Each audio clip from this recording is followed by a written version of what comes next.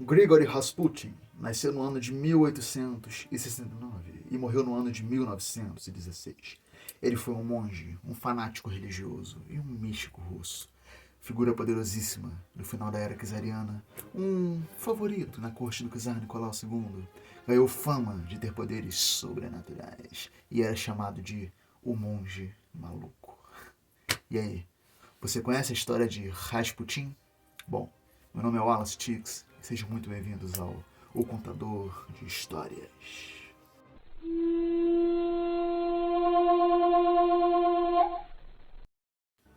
Nossa história começa em uma aldeia próxima à Sibéria. O pequeno Grigory Efimovich Nikin. Ele tinha um pequeno sonho, um grande sonho. Ele era pequeno, mas ele tinha um grande sonho de se tornar um monge. Esse era o grande sonho de vida de Grigory. E ele realmente tentou completar esse sonho, mas infelizmente alguns fatores impediram que isso se concretizasse. Um desses fatores era a bebida e o outro as mulheres. E tinha outros fatores que ele era muito maluco. Então, logicamente, ele não poderia se tornar um monge. Mas desde pequeno, os aldeões daquela região diziam em seus relatos que ele possuía um poder de hipnose e de cura. Então ele era uma criança meio esquisita. Ele tinha uns negócios meio sobrenatural realmente. Grigori cresceu, ele se casou, se eu não me engano, com 19 anos e teve sua família, teve 7 filhos, né? Passou sua vida, se tornou um camponês e um dia, trabalhando no campo, realmente, ele teve uma visão muito louca que dizia: peregrine, suma, desapareça. E nessa visão, a partir dessa visão, ele começa a peregrinar. E não era peregrinação pequena, rápida, não, não. Ele peregrinou 700 ou 800 quilômetros. Alguma coisa entre 240 e 950 quilômetros. Nessa área assim, mais ou menos. E nessa peregrinação, a partir dessa peregrinação, ele começou a ganhar fama de ser um grande místico. E ele começou, nesse meio, as pessoas o chamavam de santo, chamavam realmente de um curandeiro. Ele ia nas aldeias, curava as pessoas. E ele começou essa grande busca, ele voltava para sua aldeia, curava as pessoas, o pessoal adorava ele, a mulher não tinha mais conhecido ele parecia um mendigo, você vai ver pelas fotos dele. Mas acabou vendo que era ele mesmo e continuou por isso mesmo. E ele continuou nesse meio, e nesse período, o filho, o Alexei, o filho do czar Nicolau II, no outro lado do planeta, começou a ter um sério problema de hemofilia. Hemofilia, para quem não sabe o que é, hemofilia é um negócio que dá no... por exemplo, se você se machuca, você, por exemplo, sei lá, arranha o braço, aí dá um sangramento. Qualquer pessoa do planeta, depois de algum tempo, aquilo lá cicatriza. Só que uma pessoa que tem hemofilia é diferente. Uma pessoa que tem hemofilia, o sangramento não coisa, ele leva décadas para poder curar a hemofilia, entendeu? E o moleque, segundo relatos, ele era tentado, porque todo dia ele se machucava, ele era todo estrupiado. Por exemplo, depois que o Rasputin começou a curar esse moleque, todo dia, cara, tu imagina, Rasputin viajava milhares de quilômetros a pé e voltava porque o moleque não parava de se machucar, entendeu? O moleque caía, machucava a canela, o Rasputin tapa na canela e a canela voltava ao normal. Porque o moleque era tentado, tinha que, né? Não vou nem entrar em detalhes.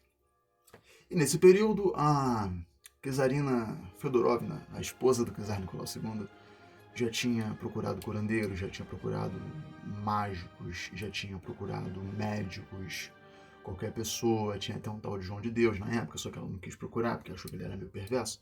E foi nesse meio do caminho que ela acabou sabendo do Rasputin, por alguém, dessa fama que ele estava tendo de ser um grande místico, não sei o que e tal, e de ser um curandeiro.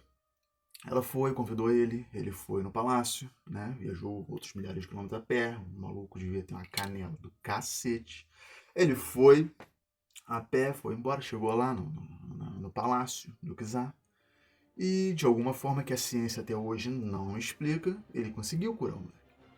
Só que o moleque era tentado, ele continuava. Então o Rasputin acabou se tornando familiar lá dentro, acabou se tornando meio que um adorado da czarina Fedorovna.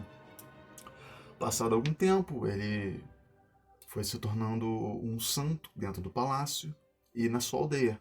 Porém, no meio do caminho tinha o resto do planeta. E nesse resto do planeta ele era um maluco.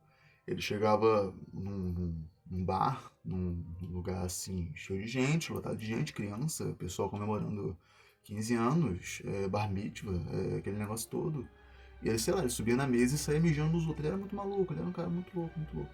E dentro do palácio ele era chamado de santo. As pessoas não entendiam por que a Czarina o defendia tanto, por que eles continuavam deixando que ele ficasse com as crianças, cuidasse delas, curasse o garoto. Quer dizer, nesse meio tempo, para você ter ideia, uma das questões de que as pessoas não entendiam por que eles mantinham lá dentro é porque eles não sabiam da doença do moleque, do garoto, do Alexei. Aquilo era uma coisa muito secreta. Pra você ter noção, a cunhada do Kizar ficou sabendo por causa de uma amiga, entendeu? Uma fofocaiada que deu lá na época e quando ficou sabendo. Só que ninguém sabia de nada, então por isso que as pessoas falavam, por que eles ficam mantendo esse maluco lá dentro do palácio? E começou a gerar, logicamente, pessoas que queriam matar o Rasputin. E o primeiro atentado foi uma mulher chegou pra ele e falou, vou te matar. Ele falou, não mata não. Ele foi, enfiou uma faca na barriga dele, enquanto ele tava, com certeza, peregrinando, tava voltando, segundo relatos, ele tava voltando para avisar de uma guerra, para evitar uma guerra. Acho que quando ele foi fazer uma coisa boa, impediram ele de fazer. Então ela foi, enfiou uma faca na barriga dele e ele saiu correndo, chegou no palácio, o Czar levou ele para o médico. Rasputin levou meses para se recuperar, mas voltou ao normal. E nisso começou o relato, começou aquela fama de que ele era imortal.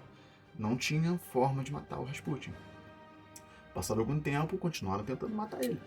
Um dia, um príncipe, eu não vou me lembrar o nome dele agora, o príncipe chegou para ele e propôs um banquete. Ele começou a dizer que era um grande admirador e propôs um banquete para ele. E o Rasputin, logicamente, ele gostava de comer, ele gostava de doce, gostava de bolo. Ele era um cara que ele gostava... Por que eu tô segurando isso aqui, cara? Ele gostava de bolo, então ele gostava de comer aquilo. E ele foi, ele gostava muito de comer, não sei o que. Eles foram e botaram 500 quilos de cianeto dentro de um bolo. E deram pra ele comer, pra envenenar ele, pra poder matar ele. Esse era o grande plano dos príncipes. E ele começou a comer o bolo, eles tinham armado, colocaram tipo num porão, naquele porão, armaram todo um banquete, não sei o que, o príncipe foi lá com ele, um grande admirador, aquele negócio todo, e em cima o pessoal ficou armando uma festa. Aquele negócio arrumando uma festa, e fingindo arrumar uma festa, logicamente. Então a gente ficava arrastando cadeira, tipo São Pedro, quando fica arrastando cadeira no céu, o pessoal fala, trovão, não, ele mexendo nos móveis. E o pessoal ficava lá, mexendo nos móveis, não sei o que, aquele falatório pra dizer que tava tendo uma festa. O Rasputin pegou o bolo e comeu. Cara, dizem que a quantidade de cianeto que havia naquele bolo era para matar 5 pessoas, ou 5 famílias, entre essa quantidade de pessoas. E ele comeu e não morreu. Você tem noção disso? Ele não morreu. O príncipe ficou desesperado. O príncipe saiu correndo, subiu e ficou pensando numa forma de como se livrar daquela situação, porque o Rasputin realmente ele não morria. Ele era imortal. Nisso que eles voltaram, ele falou com as outras pessoas, com certeza os outros príncipes. Quando eles voltaram, eles deram um tiro nessa área do Rasputin. E ele caiu para trás. Eles pensaram, matamos o Rasputin. Mas não, eles não mataram o Rasputin. O Rasputin levantou. O cara era endemoniado. Ele levantou e ele começou a andar para perto deles, não sei o que. Eles foram e pá! Meteram uma bala na testa do Rasputin. Segundo a história, ele não morreu daquela maneira. Rasputin foi enrolado em um saco ou um pano e jogado no rio. E veio a morrer afogado. Bom, pessoal, vocês conheciam a história de Grigori Rasputin? Se sim, deixem nos comentários. Se não, deixem nos comentários também para gerar aquele conteúdo, aquele barabolê do barabá. Senhoras e senhores, muito obrigado. Se vocês têm alguma história que gostariam de ouvir ou de conhecer, deixem nos comentários também. Não esqueçam de curtir, compartilhar, mandar para aquele seu amigo, aquela sua tia que só te manda foto de bom dia. Manda para ela ter conteúdo e ter cultura. Senhoras e senhores, meu nome é Wallace Tix, esse foi o Contador de Histórias. Muito obrigado.